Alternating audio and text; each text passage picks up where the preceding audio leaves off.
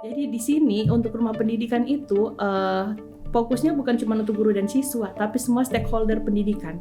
Di situ pemerintah bisa masuk, publik bisa masuk, bahkan orang tua bisa masuk. Jadi ini kolaborasi semesta namanya. Iya, Seluruh stakeholder pendidikan itu sekarang hanya mengakses satu rumah pendidikan yang bisa diakses dengan akun belajar ataupun tanpa akun belajar, dengan login ataupun tidak login. Itu kelebihannya. Literasi digital itu bukan tentang seberapa canggihnya perangkatnya, tetapi bagaimana perubahan pola pikirnya.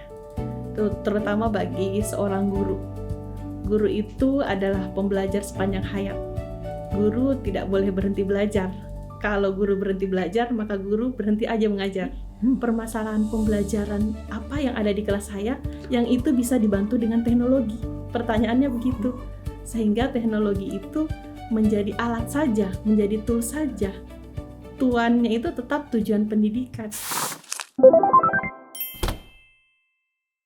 Ya, selamat datang di podcast kita kali ini Bu Irma, terima kasih sudah datang. Ya, jadi di podcast kali ini kita akan ngobrol tentang pemanfaatan teknologi ya, tentunya dalam dunia pendidikan, khususnya melalui platform sekarang rumah pendidikan ya tentu. Dan kita sudah bersama narasumber yang luar biasa ini, Ibu Irma Elismayani. Halo Mas Dani. Sama-sama. Gimana kabarnya, sehat-sehat? Alhamdulillah. Lama tidak jumpa lagi ya. Iya betul. Terakhir minggu lalu waktu datang Pak Menteri. Iya betul. Iya, kebetulan Bu Irma juga mendampingi kemarin ya Bu Irma ya. Iya, luar biasa. Jadi Bu Irma ini kan sudah menjadi duta teknologi ya. Duta teknologi. Iya, dan juga sekaligus kapten belajar ya di betul. tingkat provinsi Sulawesi Tenggara. Yang sudah aktif mendampingi guru ya ke pelosok, terus mendorong transformasi utamanya pembelajaran digital ya. Ya, kita akan membahas jauh mengenai itu mungkin Bu Irma ya. Tapi awal-awal kan ini saya lihat CV-nya Bu Irma ini ya. Pertama itu Bu Irma ini bukan hanya guru biasa. Jadi guru aja, kalau seorang guru ini menjadi guru apalagi status sebagai ibu ya, itu kan sudah sibuk luar biasa. Tapi Bu Irma duta teknologi Kemendikdasmen. Terus trainer juga ya, Google Certified ya. Iya betul. Terus juga nanti kita ulik itu. Kemudian kapten belajar ya untuk Sulawesi Tenggara, fasilitator juga, trainer fasilitator pembelajaran digital. Kemudian juga Chromebook ya. Iya. Dan GWE apa itu? GWE itu Google Workspace. Oh, Workspace ya. Itu programnya Google ya. Iya. Oh, luar biasa. Kemudian juga sering jadi narasumber ya di semua platform, karena sebagai kapten belajar kan bukan hanya di SD, SMP saja, tapi Semua SMA jenjang. semua ya. Iya. Semua jenjang ya Bu. Iya. PNF? Ya. Non formal juga. Non formal juga, gitu PKBM juga. Iya. Luar Karena biasa. mereka punya akun juga. Mereka punya akun ya. Mereka punya akun belajar. Luar biasa. Iya. Dan juga kan ternyata Bu Irma ini juga ada yang baru, hal baru ini adalah menjadi pendidik jarak jauh ya di Myanmar ya. Pembelajaran jarak jauh ya. Jadi mengajar secara digital untuk anak-anak jenjang SMP di Yangon, Myanmar ya. Luar biasa. Kita akan bahas semuanya. Iya, siap. Jadi tenang, kita akan mengulik tentang Bu Irma ini, bagaimana sepak terjangnya di dunia pendidikan ya selama ini. Tapi yang paling awal ini Bu Irma, sekarang motivasi Bu Irma karena terlahir dari guru. Iya. Apa yang melatar belakangi Bu Irma ini mau berperan aktif begitu dalamnya di dunia pendidikan, ke pelosok, sampai sempat ke Papua juga ya. Iya. Apa filosofinya Bu Irma? Kenapa saya harus melakukan ini? Kenapa saya nggak jadi guru biasa aja seperti umumnya? Iya. Bagaimana? Awalnya saya juga guru biasa, Mas Dani. Jadi mengajar sesuai dengan tupoksinya. Selesai pulang. Nah, itu di awal-awal saya menjadi guru seperti itu. Karena mungkin juga ada hal lain yang harus diselesaikan di rumah. Karena sebagai ibu rumah tangga juga, anak masih kecil-kecil. Saya memulainya di tahun 2018. Jadi saya jadi guru itu di tahun 2004 saya jadi PNS. Iya, di tahun 2004. 2006. 2006 menjadi guru. Nah, di tahun 2018 itu saya selepas mengambil pendidikan, waktu itu saya dapat beasiswa dari kementerian Beasiswa? S2 ya di Universitas Negeri Malang. Jadi selepas dari sana, karena saya ini sudah dibiayai oleh pemerintah untuk mengenyam pendidikan yang lebih tinggi, saya ingin mengaplikasikan dan berbagi ilmu yang sudah saya peroleh. Maka sejak tahun 2018 itulah kemudian saya aktif mengikuti kegiatan-kegiatan guru, termasuk seleksi duta rumah belajar waktu itu. Seleksi duta rumah belajar ya? Iya, awalnya itu hanya ingin belajar lebih jauh tentang teknologi, karena saya basic ilmunya bukan teknologi. Saya adalah lulusan pendidikan IPA. IPA? Iya, IPA atau sains. Iya, Nah, iya. jadi tidak ada basic teknologi, tetapi karena perkembangan saat ini bahwa guru juga harus tahu teknologi, maka di tahun 2018 itu pada saat pemerintah membuka pelatihan pembelajaran berbasis TIK atau pembatik, saya ikut. Tapi tujuannya bukan ingin menjadi duta rumah belajar waktu itu. Karena itu kan leveling dari level 1, level 2, level 3 sampai level 4 itu kita dapat pengetahuan baru tentang bagaimana memanfaatkan teknologi dalam pembelajaran, bagaimana membuat konten-konten digital pembelajaran. Nah, itu saya senang belajar itu. Dari pembatik itu ya, program itu ya? Pembatik itu. Oke. Jadi dia 4 level. Di ujungnya di level 4 itu ternyata ada pemilihan duta rumah belajar. Oh gitu. Iya, kebetulan saya lolos terus sampai level 4 waktu itu. Jadi saya ikut prosesnya. Pas pengumuman ternyata saya terpilih untuk Sulawesi Tenggara, duta rumah belajar waktu itu. Nah, karena itu Mas Dhani, sejak saat itu karena itu mengemban amanah dari Kemendikbud waktu itu sebagai perpanjangan tangan bagaimana duta teknologi ini menjadi inspirator di daerah dalam pemanfaatan teknologi, bagaimana mengimplementasikan. Sejak saat itulah saya bergerak bahwa pengetahuan yang saya ketahui tentang teknologi ini tidak boleh berhenti di saya, tapi harus saya sebarkan juga kepada guru-guru lain, supaya guru-guru lain juga itu merasakan manfaat dari penggunaan teknologi dalam pembelajaran. Jadi sejak saat itu saya mengabdikan waktu saya, selain mengajar juga di sela-sela waktu saya, misalnya weekend, itu saya berbagi kepada guru-guru lain. Oke, iya Bu Irma. Jadi kliknya di situ ya, turnovernya perubahannya di situ ya, pembatik. Ternyata endingnya ternyata ada pemilihan duta rumah belajar. Betul, pemilihan duta rumah belajar. Dan saya yang terpilih waktu itu ya. Iya, dan itu tidak disangka-sangka. Artinya saya memang tidak mentargetkan apa-apa untuk ikut itu, tapi saya merasa senang karena mengikuti proses itu banyak pengetahuan yang saya ketahui tentang teknologi. Betul ya. Gitu. Hanya pertama curiosity, pingin tahu, pingin belajar teknologi. Iya betul, karena kan memang banyak manfaatnya untuk pembelajaran. Jadi yang saya rasakan itu manfaatnya. Banyak manfaatnya. Bonusnya itu ternyata terpilih sebagai duta teknologi. Ya, luar biasa jalannya mengikuti jenjang pendidikan S2, kemudian ikut program pembatik yang itu kan tiap level. Kalau dari ceritanya Bu Irma itu berarti kalau nggak lulus nggak bisa lanjut. Betul, iya. Ini jadi sampai setiap level 4. ada ujiannya. Iya. Ada ujiannya, kemudian yang lulus ujian baru bisa lanjut ke level 2, level 3, level 4. Dan ada tugas-tugasnya. Oh gitu ya? Iya, kayak level 1 literasi TIK itu belum ada tugasnya. Itu hanya kita mempelajari modul-modul literasi kan, literasi digital. Kemudian ada ujiannya, masuk ke level 2 namanya implementasi TIK. Di situ kita harus sudah mengimplementasikan penggunaan teknologi dalam pembelajaran. Berarti Bu Irma harus menguasai teknologi juga maksudnya? Kan yang implementasi ya? Iya betul. Jadi contohnya terus gimana? Divideokan gitu. Misalnya pemanfaatan rumah belajar waktu itu. Rumah belajar waktu itu ya? Ada lab maya gitu. Bagaimana kita gunakan di kelas kita. Itu divideokan. Itu menjadi tugas. Oke. Kemudian ada ujiannya. Nah kemudian di level 3 kreasi TIK namanya. Kita bikin konten pembelajaran. Bikin video pembelajaran di situ. Yang harus kita unggah di YouTube. Nah, itu tugasnya. Kemudian ada ujiannya. Level 4 namanya berbagi TIK. Jadi sudah dapat semua keterampilan TIK-nya, ini harus kita sosialisasikan kepada guru-guru lain di sekolah sendiri maupun di sekolah-sekolah lain. Jadi waktu itu saya keliling Mas Dhani, jadi ke sekolah 1, ke sekolah 2, bagaimana mensosialisasikan tentang rumah belajar itu. Kalau itu masih dalam tahap level 4 pembatik sudah mulai seleksi, iya di level 4. Sudah turun on field, turun lapangan gitu, luar biasa. Kemudian ada ujiannya dan ada wawancaranya untuk pemilihan duta rumah belajar itu. Wawancara ya dari pusat yang dari Kemendikbud. Dan yang terpilih? Iya. Jadi di level 4 itu Mas Dani 30 orang satu provinsi. 30 orang. Iya, namanya Sahabat Rumah Belajar. Sahabat Rumah Jadi Belajar. para finalis Duta Rumah Belajar. Oh, gitu ya. Yang untuk dipilih menjadi satu Duta Rumah Belajar.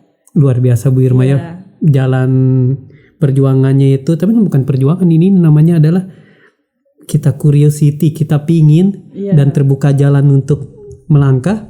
Kita ikuti tiap tahapannya. Dan alhamdulillah kita bisa terpilih walaupun bukan itu tujuannya. Tapi itu bonus seperti Bu Irma bilang bonus, ya. Dari situ mulai terpacu. Iya, jadi mulai dari situ ya aktif ikut-ikut kegiatan guru, seleksi apapun saya ikuti. Luar biasa ya. Iya Bu Irma. Nah ini Bu Irma, kan tadi kita bicara tentang rumah belajar ya. Ternyata kan sudah mengalami transformasi. Betul, ya. Bisa diceritakan Bu Irma, karena sekarang kan kalau sobat pendidikan ya, khususnya ya, dan masyarakat umum juga. Saya kan sebagai kayak rumah tangga juga, kepala keluarga, kadang kalau anak-anak ulangan ya, kita kan kadang saya buka juga rumah pendidikan, lihat-lihat kan. Tapi pas dari rumah belajar memang udah nggak ada ya, ternyata ini sudah berubah. Itu bagaimana Bu Irma kalau dari sudut pandangnya Duta Teknologi ini ya? Iya, jadi waktu tahun 2018 itu saya kan masih rumah belajar namanya. Rumah belajar. Ya, jadi itu portal pembelajaran yang menyediakan sumber belajar untuk guru dan siswa. Oke. Ya, jadi dulu peruntukannya hanya untuk guru dan siswa. Jadi di situ ada video pembelajaran, ada modul-modul di situ, ada game edukasi. Nah, sekarang itu bertransformasi menjadi rumah pendidikan. Rumah pendidikan ya. Ini adalah digitalisasi ya, Mas Dani. Jadi di sini untuk rumah pendidikan itu fokusnya bukan cuma untuk guru dan siswa, tapi semua stakeholder pendidikan. Di situ pemerintah bisa masuk, publik bisa masuk, bahkan orang tua bisa masuk. Jadi rumah belajar hanya bagian kecil, hanya satu ruang yang ada di rumah pendidikan. Jadi rumah pendidikan itu ada 8 ruang. Rumah belajar itu masuk di ruang murid. Jadi di situ semua sumber belajar masuk di situ. Ada ruang GTK. Ini transformasi dari platform Merdeka Mengajar yang diluncurkan pada masa Menteri Pak Nadiem. Nadiem. Nah, untuk tempat belajar guru itu namanya PMM, pindah ke ruang GTK. Ya, ada ruang bahasa. Ini kolaborasi dengan kantor bahasa. Ada ruang orang tua, ruang publik, ruang mitra. Jadi ini kolaborasi semesta namanya. Seluruh stakeholder pendidikan itu sekarang hanya mengakses satu rumah pendidikan. Yang awalnya itu portalnya itu tercerai-berai, maksudnya berpisah-pisah kayak Siplah beda linknya, ya kan?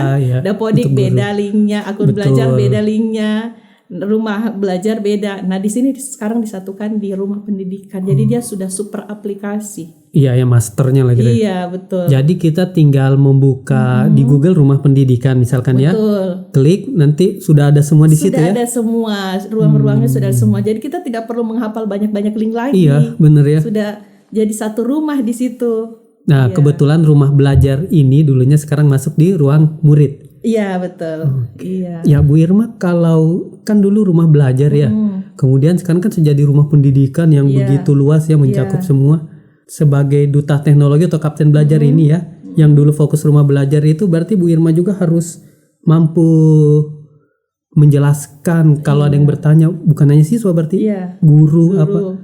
Berarti itu sekolah. Lebih luas lagi ya Bu Irma ya? Iya betul. Jadi kita bukan sekedar menggunakan ya. Jadi kita berperan pada implementasi juga sebagai inspirator. Oke, namanya inspirator. Iya betul. Jadi artinya bahwa kita kan mau menyampaikan ke orang nih sosialisasi tentang rumah pendidikan, tapi kita harus menjadi inspirator dulu. Kita harus mengimplementasikan dulu. Kita harus pakai dulu.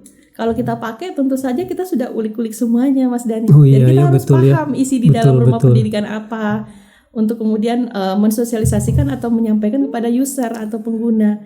Nah, kita selalu dibekali, Mas Dani. Jadi setiap ada platform baru dari kementerian itu pasti kita yang dibekali terlebih dahulu, karena kita adalah perpanjangan tangan mereka di daerah, ya kan? Nah, jadi sebelum disampaikan ke stakeholder lain itu kita di training dulu. Berarti setiap updatean ada rumah pendidikan. Iya betul.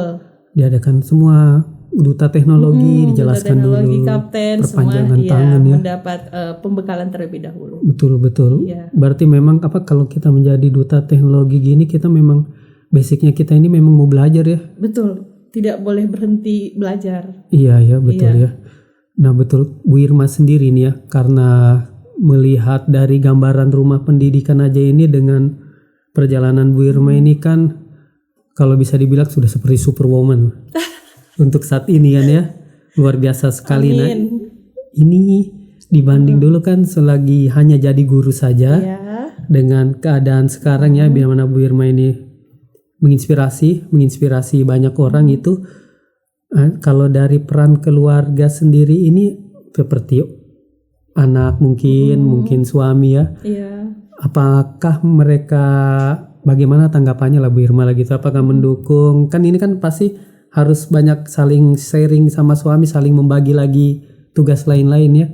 Bagaimana itu Bu Irma? Siapa tahu kan di luar sana juga banyak guru-guru, mungkin ibu-ibu ya utamanya, ingin sekali mengikuti panggilannya, ingin sekali berkreasi, tapi kadang kan aduh saya di rumah tangga gini. Cepat tuh ada tipsnya mungkin Bu Irma ya? Iya betul. Yang pertama tadi saya memulainya di tahun 2018.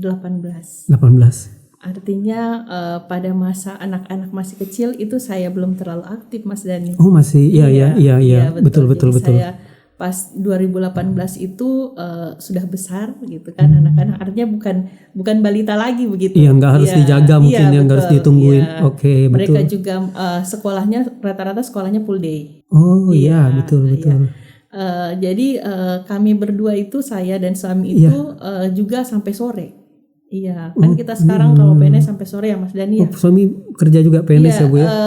Swasta, tapi lebih sibuk lagi. Iya betul, luar sampai biasa. malam. Ya, jadi memang pengertian itu sangat perlu.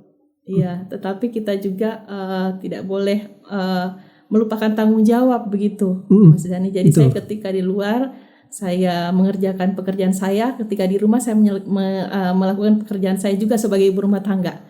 Jadi tidak menghilangkan masak gitu kan, tugas-tugas domestik di rumah. Sehingga mereka tidak kehilangan peran seorang ibu gitu. Masih sempat masak ya? Iya, masih sempat masak. Jadi pagi-pagi itu harus masak dulu, karena di rumah itu harus sarapan semua dulu sebelum berangkat. Berarti semua dimulai dari subuh, setelah betul sholat subuh sekali, sudah. Bahkan sebelum subuh. Iya, iya. Kemudian jadi mungkin yang kita kan diberikan waktu yang sama sebenarnya Mas Dhani. Iya. Ya kan 24 jam. Tapi yang paling penting adalah 24 jamnya mau dipakai apa? Gitu kan. Nah, iya, sebenarnya sama saja. Misalnya mungkin kalau misalnya yang lain menggunakannya untuk menonton sinetron, mungkin saya berbeda begitu.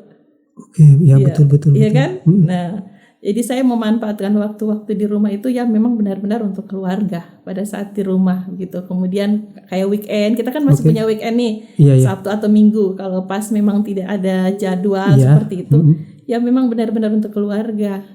Dan masih ada waktu malam juga pada saat misalnya pulang dari aktivitas itu, ada waktu malam masih bisa, dan pagi sebelum mereka berangkat ke sekolah.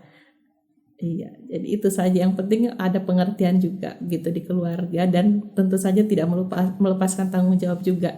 Memang kita punya waktu yang sama, tapi memang pemanfaatannya. Iya, pemanfaatannya bagaimana? Dan kita mau atau enggak ya gitu ya.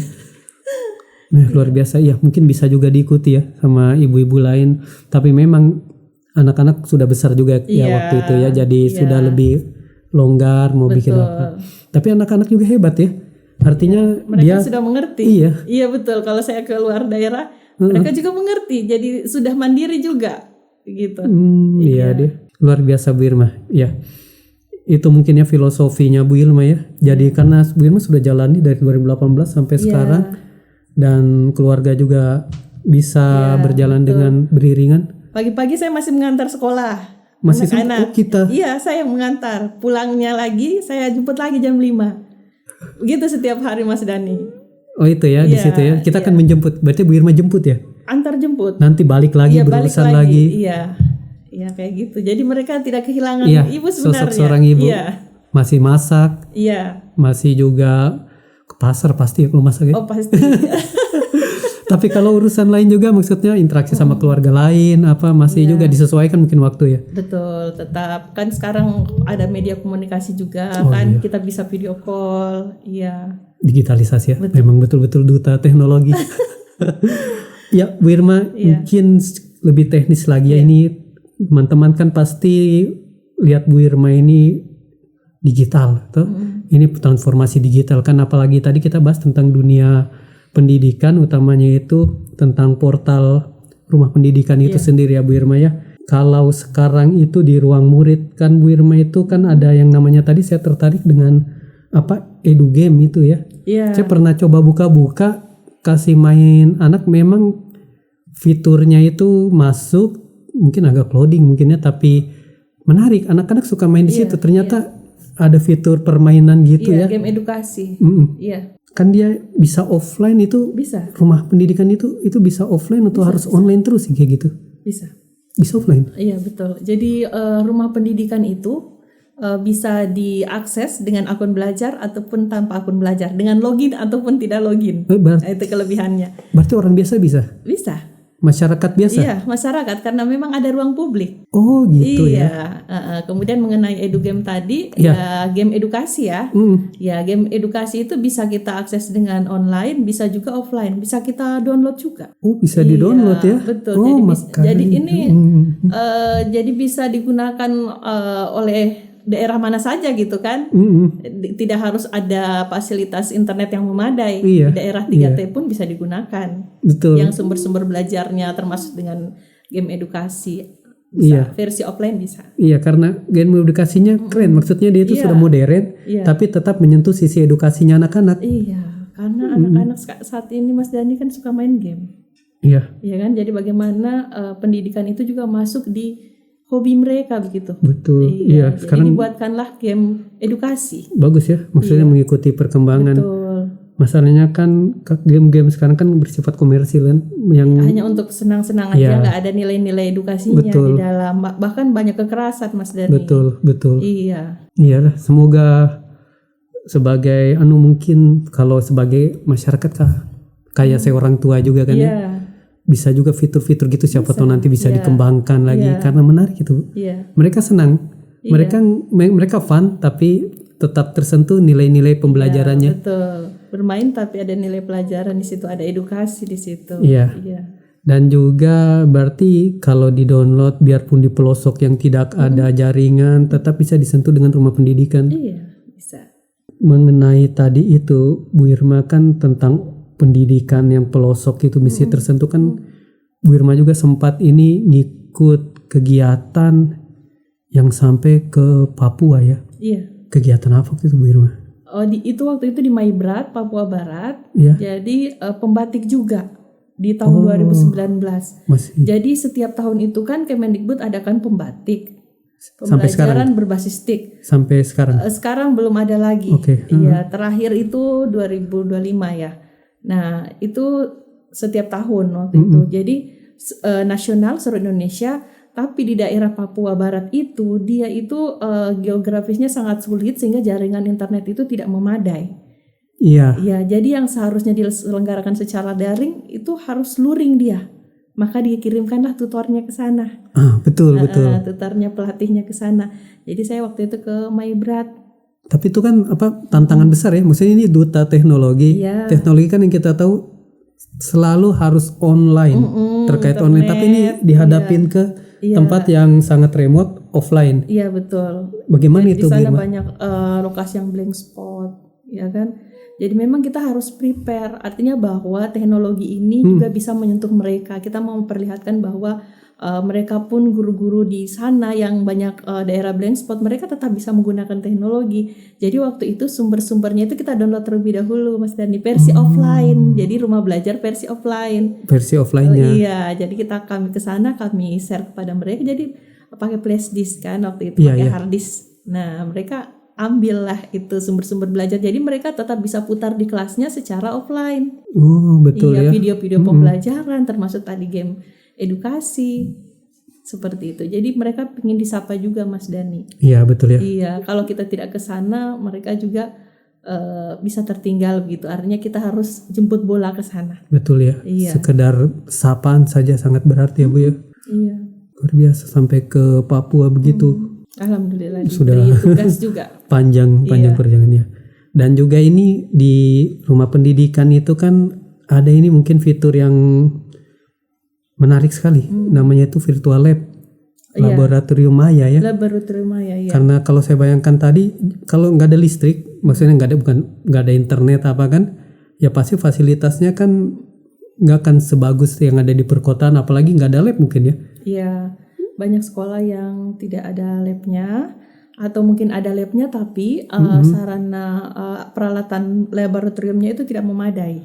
Itu bisa maksudnya Gitu. ya laboratorium maya ini kan bisa nggak mengcover itu? Sebetulnya apa sih gunanya ini?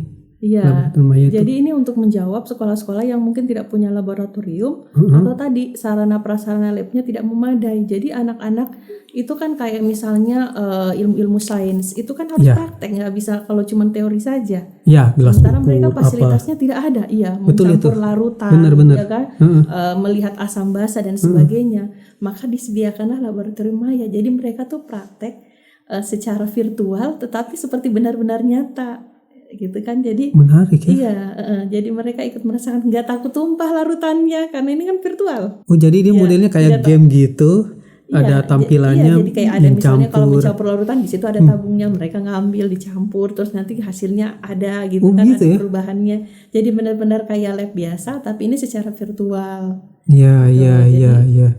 Itu untuk keterbatasan laboratorium tadi. Jadi mereka tidak ketinggalan juga. Jadi mereka mendapatkan pengetahuan dan keterampilan yang sama dengan sekolah-sekolah yang mungkin punya fasilitas yang lengkap. Iya. Yang sarana prasarana labnya lengkap ya. Jadi edukasinya sampai bukan hanya sekedar teori kan intinya. Iya, betul. Kalau mungkin Bu Irma ke daerah-daerah mungkin di Sulawesi Tenggara saja ya, kayak yang tidak memiliki lab-lab begitu apa selama ini kan sering jalan ya. Iya. Jadi memperkenalkan juga lab maya ini ya. Iya, betul. Jadi semua fitur-fitur yang ada di rumah pendidikan, terutama di ruang murid di sumber belajar itu kan banyak yang bisa dimanfaatkan guru dan siswa, itu kita perkenalkan. Game edukasi, kemudian lab maya, sumber belajarnya. Banyak ya. Banyak. Bagus sekali ya. Iya, Programnya Kemendikbudrismen ini sebetulnya sangat menyeluruh. betul. Sudah dipikirkan matang, tinggal yang seperti Bu Irma bilang menyentuhnya itu ya. Orang-orang nggak tahu, kadang ada tapi kita nggak tahu. Atau ada harus diperkenalkan, harus disosialisasikan. di situ mungkin peran besarnya memang seorang duta teknologi. Jembatan. Iya, jembatan istilahnya Bu Irma ya. Iya. Luar biasa. Terus ini tentang namanya kelas digital. Kan ini kan mengubah cara guru dan siswa berinteraksi ya. Di wilayah mungkin jadi melewati yang selama ini mungkin offline kan. Ini kan fiturnya ini berarti dia melewati daring dalam jaringan ya. Nah, kelas digital ini bergunanya pada saat kapan ini Bu Irma? Ya, jadi awal-awalnya kelas digital rame itu kan di masa pandemi, ya kan? Kita mengenal banyak sih kelas digital. Salah satunya yang produknya Google itu Google Classroom. Iya, LMS kan? Oh, Google Classroom ya itu ya, LMS itu. Oke. Iya, jadi awal-awalnya kita mengenal itu adalah di masa pandemi. Ternyata setelah pandemi masih tetap digunakan oleh guru. Ya, jadi kita mengajar itu kan tidak hanya terbatas di ruang kelas, ya kan? Kita bisa memulainya dari rumah melalui kelas digital itu. Walaupun masa sekarang. Iya, walaupun masa sekarang. Jadi saya sering seperti itu. Jadi sebelum mereka masuk ke dalam kelas, kita berikan dulu sumber daya atau materinya itu di kelas digital. Nanti mereka kita minta untuk baca di kelas offline itu, di ruang kelas itu kita tinggal lebih banyak diskusi. Jadi tidak menghabiskan waktu untuk membahas semua materi begitu, karena waktunya terbatas. Jadi beda anak-anak yang masuk ke dalam kelas itu dengan sudah ada pemahaman terlebih dahulu dengan yang kosong.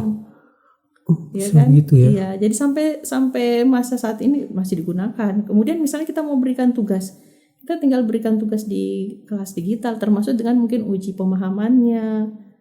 Iya, jadi sekarang blended namanya Mas Dani, blended Gitu ya? learning. Iya, jadi online dan offline. Kalau untuk orang-orang tua ini ya, mungkin kan ada orang-orang tua yang lihat kan, terus ternyata ada kelas digital ini. Sebetulnya bagaimana itu modelnya Bu Irma? Kan seperti tadi, berarti ini anak-anak ini punya akun, mereka bisa buka. Iya, anak-anak semuanya punya akun belajar. Semua anak punya akun Semua belajar. punya akun belajar, dari jenjang PAUD sampai SMA, SMK punya. Berarti anak SD ku ada ya? Iya dong, ada. Iya.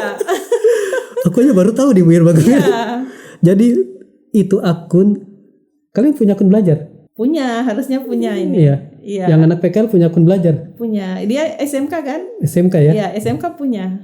Ada ya Bu Irma ya? Iya, semua punya. Tunggu, menarik ini. Jadi nanti gurunya ketika ini sudah pulang sekolah kan ya? Iya. Ini biasanya malam siang itu kalau menginfokan gitu Bu Irma? Iya, tergantung gurunya, manajemennya kan. Mungkin pagi atau misalkan malamnya ya? Misalnya 1 hari sebelumnya boleh. Oh gitu. Iya, misalnya besok kita akan membahas materi ini, Ibu sudah unggah materinya di LMS, silahkan dipelajari terlebih dahulu, nanti besok kita akan diskusi di kelas. Oh gitu, jadi di ruangan kelas sudah disampaikan memang materinya di sini. Iya betul, jadi mereka tidak kosong masuk di dalam kelas, memang sudah baca-baca sebelumnya. Jadi ketika kita berinteraksi, kita tanya, mereka sudah ada pemahaman. Oh bagus ya, jadi di rumah mereka tinggal buka aja. Iya betul. Buka lewat akun belajarnya, materinya udah ada. Yang kita sudah siapkan, apakah itu mungkin modul atau mungkin itu video, kita sudah siapkan. Berarti guru-guru yang Bu Irma pengimbasan kan ya, mereka juga sudah pahamin ya, ternyata ada bisa lewat LMS gini masuknya. Iya, di fitur Google kan ada Google Classroom. Oh gitu ya. Kita optimalkan pemanfaatan fitur-fitur Google. Drive-nya, penyimpanannya Mas Dani, kalau akun belajar 100 GB kan. Kalau akun biasa kan 15 GB. Oh gitu ya. Iya, jadi sayang sekali kalau nggak dipakai itu. Iya. Akunnya sudah dibelikan oleh pemerintah, itu mahal-mahal, nggak dipakai, sayang sekali. Oh, jadi anak-anak ini memang punya drive itu? Punya semuanya. Luar biasa pemerintah ya. Sebetulnya fitur ini hal-hal berharga tapi kadang nggak nyampe. Iya betul. Anak-anak juga kan kadang nggak menyampaikan, maksudnya kalau ada yang dari sekolahnya harusnya dibagikan akunnya. Harusnya ke orang tua ya, maksudnya infokan. Iya, jadi di setiap sekolah itu ada admin namanya, admin akun belajar ID. Oh ada? Ada. Biar SD kan, anak saya SD. Iya, SD. Jadi di sekolahnya ada akun admin. Okay. Nah dia yang bisa mengelola, bisa meriset akun anak-anak. Harusnya dibagikan ke siswa-siswanya. Kalau untuk SD tentu saja butuh panduan dan pendampingan dari orang tua. Berarti orang tuanya juga bisa minta atau tahu kan ini akunnya ada ya? Bisa. Orang tuanya bisa bertanya. Kalau misalnya punya grup sekolah, ada tidak akun belajar anak saya? Bagus gitu. Itu. Kita bisa tanya kan grup orang tua pasti ada sekarang zaman WA kan ya? Iya, grup WA kan? Iya. Nah, boleh ditanya ke gurunya, tanyakan ada nggak akun belajar anak saya? Gitu. Iya. Tapi ini ada nggak kewajiban seorang guru itu untuk menggunakan fitur-fitur ini? Atau ini baru bersifat sebagai self developmentnya guru aja? Kan ini diluncurkannya sudah lama. Iya. Sejak masa pandemi waktu itu, karena kan waktu pandemi kita lost learning waktu itu kita. Guru di rumah, siswa di rumah harus tetap mengajar, maka diterbitkanlah akun belajar untuk memfasilitasi pembelajaran daring itu, untuk mendukung digitalisasi juga, ya kan? Iya. Nah, jadi sudah lama, jadi harusnya sudah blend ya? Iya, sudah terpakai begitu. Harusnya sudah jadi kayak nadinya mereka juga ya, maksudnya keseharian. Sudah budaya harusnya. Iya. Luar biasa, sangat bermanfaat. Nah, terus Bu Irma, masih mengenai rumah pendidikan ini ya. Kan saat ini tadi Bu Irma bilang itu Bu Irma sudah mengimbas, bisa dibilang lah dari Sabang sampai Merauke sudah pengalaman. Itu kan berarti sudah ribuan guru juga ya? Iya. Yang mengikuti, yang mendapatkan pengimbasan dari seorang kapten belajar ini. Nah kalau dari Bu Irma sendiri kan ada kapten belajar kabupaten, kota, tapi kan kerucutnya di provinsi kan satu itu Bu Irma. Nah, kalau untuk kepemimpinannya Bu Irma sendiri tantangan terbesarnya apa? Kan pasti kan Bu Irma kan berkoordinasi dengan semua ini kan? Turun ke bawah gitu kan ya. Bagaimana koordinasinya dengan ribuan guru kan ya? Dengan tingkat pemahaman digital juga kan beragam pasti. Betul. Ada orang tua, ada yang denial mungkin kan? Pasti ada kan ya? Yang enggak asik di teknologi kan, untuk apa ini juga kan? Macam-macam itu. Bagaimana itu Bu Irma? Bagaimana tantangan kepemimpinannya seorang kapten belajar provinsi mengkoordinasikan ribuan guru ini ya dengan tingkat pemahaman digital yang sangat beragam ini? Makanya saya dibantu sama tim Kokapten, namanya Kokapten kalau Tim di kabupaten. Kokapten. Iya. Jadi kapten itu untuk provinsi, admin provinsi. Kalau untuk kabupaten kota itu Kokapten. Oh, namanya Kokapten ya? Iya, jadi saya punya 17 Kokapten karena setiap kabupaten kota itu satu. Jadi mereka 17. lah menjadi penggerak, menjadi inisiator pemanfaatan akun belajar ID dan teknologi di daerah. Jadi mereka yang berkoordinasi dengan dinas pendidikan, kemudian sekolah-sekolah, stakeholder terkait, guru, kepala sekolah dan sebagainya. Jadi setiap ada kendala berkaitan dengan pemanfaatan akun belajar itu ke mereka dulu. Oh ya, Iya, oke. jadi mereka kadang melakukan pendampingan juga.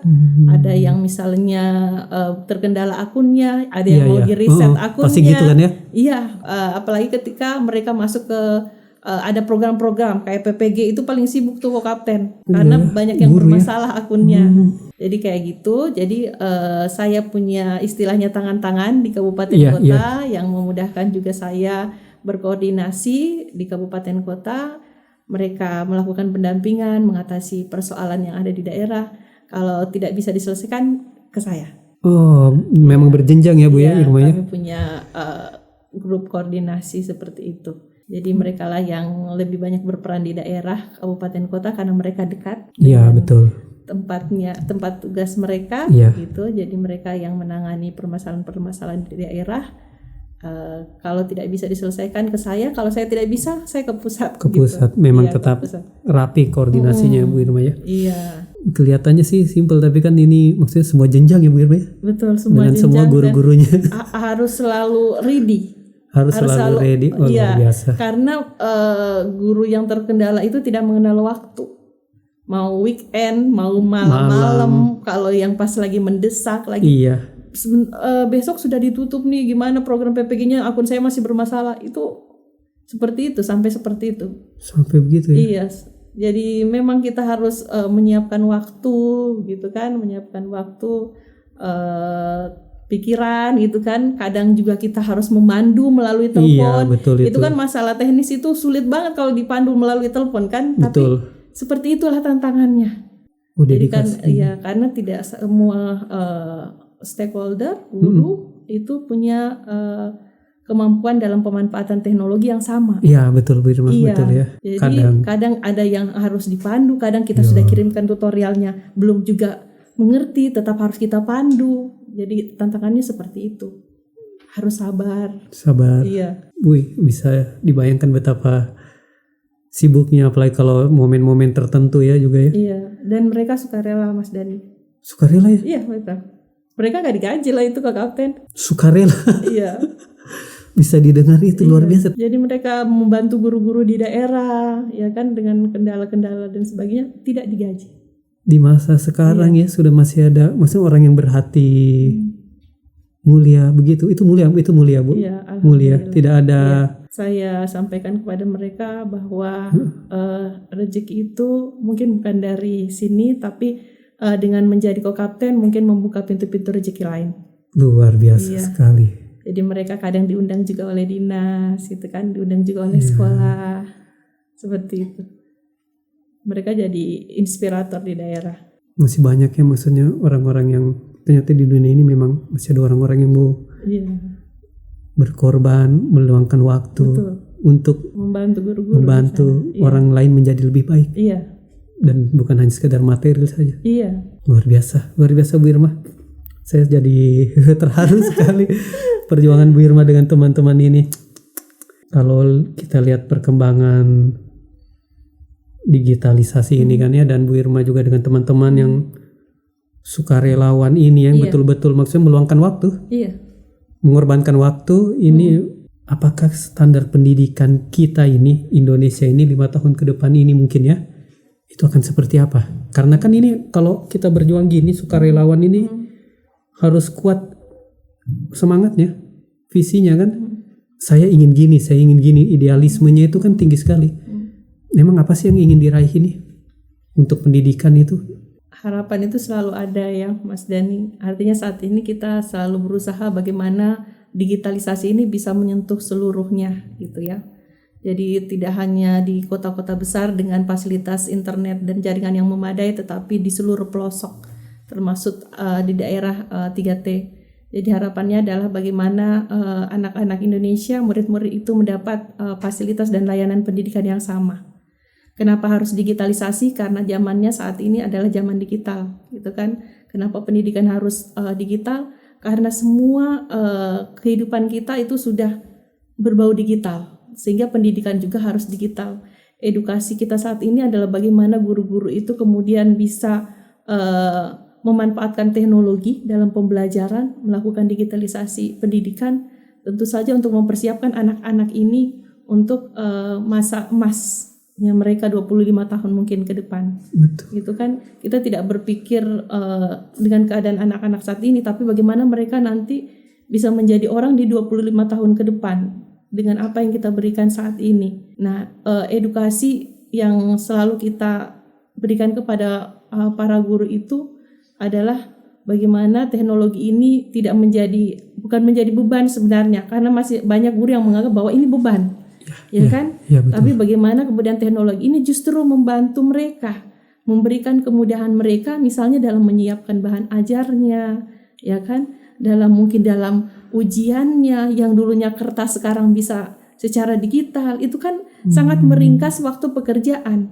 sehingga mereka fokus kepada memperhatikan siswa, pada pembentukan karakternya, pada menjadi sosok yang inspirasi. Iya kan, seperti itu. Nah, itu pola pikir itu yang kita pengen rubah, Mas Dhani. Ya, bagaimana kita melakukan yang terbaik untuk siswa, mengajari anak-anak sesuai dengan zamannya. Zamannya ya zaman digital, ya kita ajarin mereka juga dengan digitalisasi, tetapi bukan berarti kita menghilangkan tugas kita dalam pembentukan karakter, gitu kan? Iya. Jadi teknologi alatnya saja sebenarnya, tetapi guru sendiri itulah yang menjadi inspirasi buat anak-anak. Keren sekali ya, guru memang inspirasi guru. Teknologi itu adalah alatnya. Teknologi harus tetap menjadi tuan. Iya. Betul. Jadi hanya memudahkan pekerjaan kita, tetapi tetap kita sebagai aktornya. Tidak bisa digantikan oleh teknologi. Betul ya. Iya. Tetap dia memang alat yang memudahkan mengajar, yang memudahkan menyiapkan bahan ajar. Betul. Tapi teknologi itu tidak punya empati, tidak punya rasa, yang punya itu guru. Luar biasa. Betul ya, tergantung. Jadi dia itu hanya alat ya, tapi dia bisa tergantung gurunya. Tetap teknologi sentuhan kan nggak guru. bisa melihat anak lagi sedih, nggak bisa. Lagi gimana psikologisnya, tetapi psikologi itu butuh sentuhan guru. Iya, tapi dengan teknologi memudahkan banyak pekerjaan guru. Iya, bisa maksimal. Iya. Guru itu. Nah, kalau tadi juga ya, ini mungkin di luar konteks ya. Saya tertarik juga tadi sempat kita cerita-cerita juga tentang ternyata Bu Irma juga ini kan mengajar jarak jauh ya. Iya. Yang sampai ke Myanmar. Nah, itu kan meluangkan waktu juga ya Bu Irma ya. Iya. Nah, ini berkaitan dengan tadi Bu Irma bilang juga ini kan teknologi ya. Ini kan pasti nggak bisa ini terjadi kalau kita nggak melek teknologi. Betul. Iya. Bisa diceritakan Bu Irma mungkin kenapa bisa sampai Bu Irma di sini, tapi diajarnya itu di Myanmar. Jadi di tahun lalu itu ada seleksi. Tahun lalu? Ya, tahun lalu. Ada seleksi penerimaan guru pembelajaran jarak jauh untuk sekolah Indonesia Yangon Myanmar waktu itu. Jadi itu dari jenjang SD sampai SMA. Tapi yang diterima sedikit. Kalau jenjang SMP itu cuma 5 orang. Untuk mata pelajaran saya IPA itu 2 orang. Kemudian IPS itu 1 orang. Kemudian bahasa Inggris ada 2 orang. Seluruh Indonesia? Seluruh Indonesia. Ya, jadi kami melewati tahapan seleksi administrasi. Kemudian ada micro teaching, kita mengajar secara online. Kemudian ada wawancara, itu yang tes langsung dari Kemendikbud, dari pusat. Jadi saya ikut-ikut, saya kan senang ikut-ikut seleksi. Iya. Karena itu bagi saya menambah pengalaman gitu kan. Betul. Saya ikut saja, tidak menyangka juga bahwa akan diterima menjadi guru jarak jauh Yangon, Myanmar. Jadi seleksi kompetensi penggunaan TIK juga, karena kita micro teaching, kita mengajar secara offline, kita menyiapkan bahan tayang. Nah itu semuanya dinilai. Berarti dari seluruh Indonesia ini kan banyak ya, ratusan juga ya Bu Irma ya. Betul. Terseleksi, wawancara selesai. Iya. Jadi yang terpilih cuma 2 orang tadi untuk mata pelajarannya Bu Irma ya. Iya. Nah, lulus waktu itu ya, disampaikan. Lulus dan mulai mengajar kemarin 12 Januari. Oh, baru ya 12 Januari ini ya? Karena ajaran semester 2-nya mereka 12 Januari. Oh, iya. Hampir 1 bulan ya? 1 bulan ya? Iya. Itu tiap minggu Bu Irma atau bagaimana jadwalnya? Jadwalnya sama dengan di Indonesia, 5 JP per minggu. Oh, begitu ya 5. Iya, jadi saya karena dapat kelas 7-8, jadi saya 10 JP per minggu. 10 JP per minggu ya.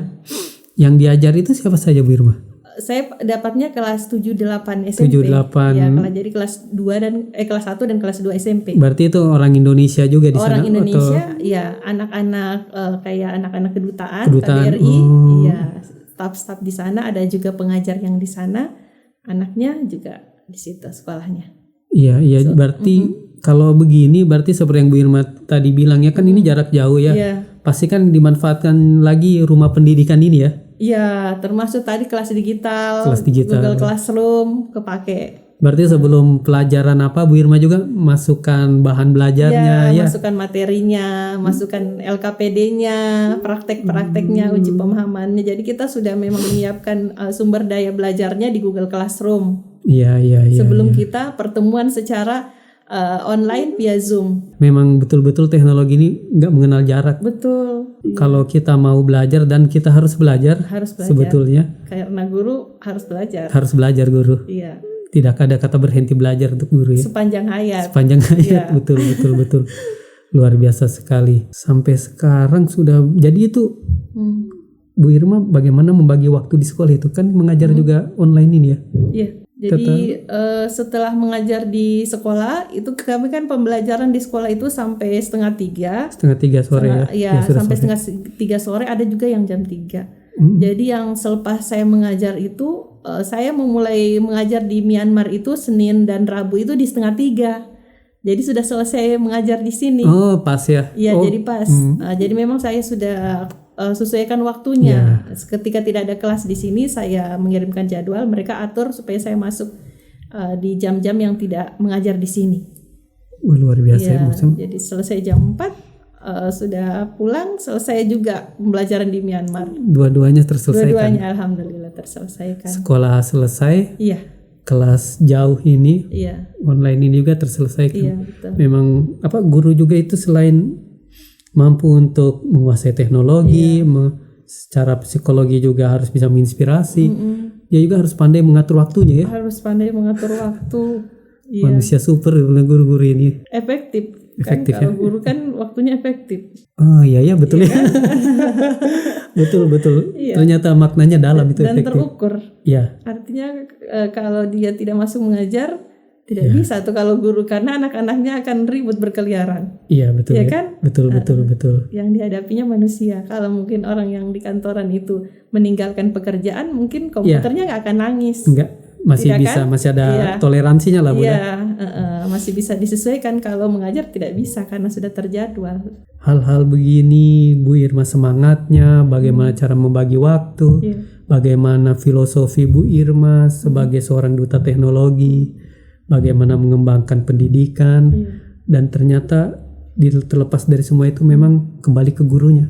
Guru itu harus bersifat inspiratif, tetap inspiratifnya dari guru itu sendiri. Iya, betul. Mungkin Bu Irma ada yang mau disampaikan, mungkin karena di kesempatan ini kita luar biasa, memang kita mengundang Bu Irma ini di tengah kesibukannya. Iya. Yang mungkin sebentar lagi juga ada kegiatan lagi ya, ada podcast lagi luar biasa. Makasih Bu Irma. Siapa tahu ada yang mau disampaikan Bu Irma, silakan. Iya, terima kasih Mas Dani diskusinya hari ini luar biasa, saya dapat insight baru juga.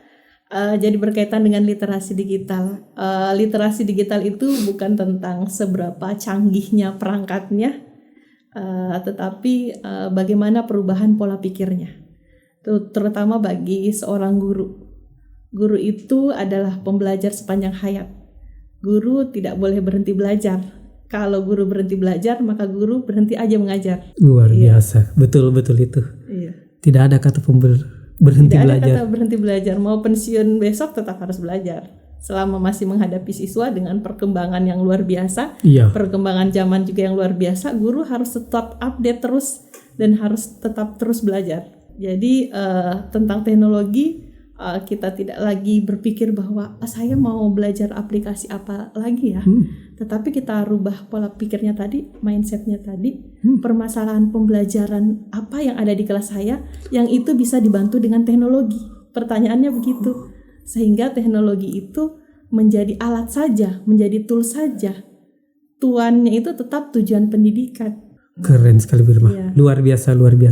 Ya, terima kasih mungkin Bu Irma sudah hadir dan semua juga terima kasih sudah menyimak kegiatan kita di sini di Pojok Rindu, ruang inspirasi dan edukasi tentunya. Ya. Terima kasih Mas makasih Dani. ya. Wabillahi taufik wal hidayah. Wassalamualaikum warahmatullahi wabarakatuh.